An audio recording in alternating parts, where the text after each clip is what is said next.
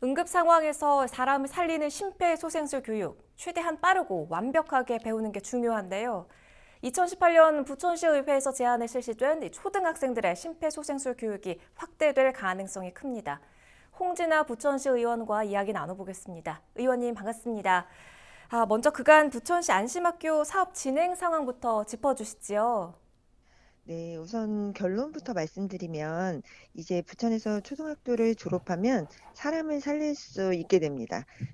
이미 초등학교 5학년 216학급에 5,503명의 학생들에게 응급 상황에서 사람을 살리는 심폐소생술 교육을 마쳤기 때문인데요. 이 사업은 제가 의원이 되자마자 제안했던 내용인데 이번 조례로 인해서 완성이 된 겁니다. 2018년에는 첫 해에 2개 학교에 11개 학급 294명의 학생들에게 시범 운영을 했고요. 지난해부터는 본 예산을 편성해서 정시성을 확보했습니다.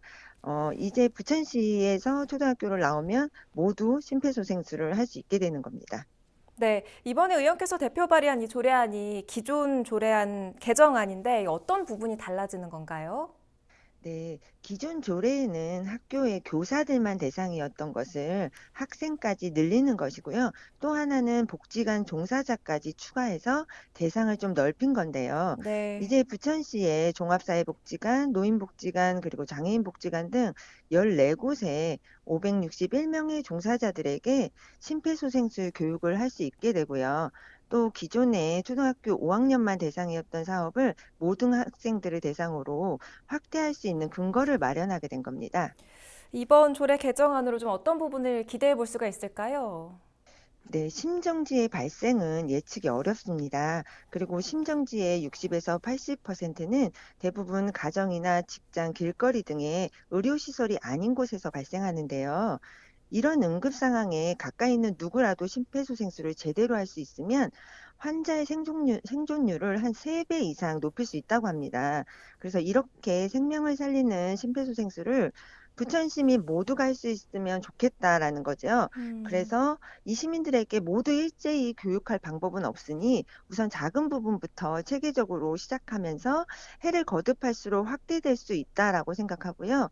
지금 네. 초등학교 학생들을 대상으로 교육을 하고 있는 것이 그 시작 기틀을 마련한 것이고 그것이 가장 큰 의미라고 생각합니다. 네. 평소에 의원께서는 여성과 학생들을 위한 정책 마련에 앞장서고 계시잖아요. 엠번방 사건에 따른 이 부천형 보안 정책이 나와야 한다. 이런 주장도 제기를 하셨는데 자세히 좀 들어보고 싶거든요.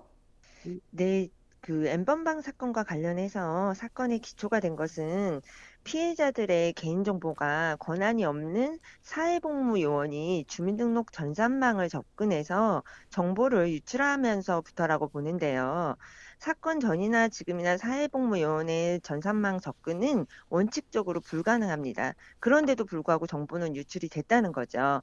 그래서 근본적으로 대책은 시스템적으로 접근을 막는 건데요.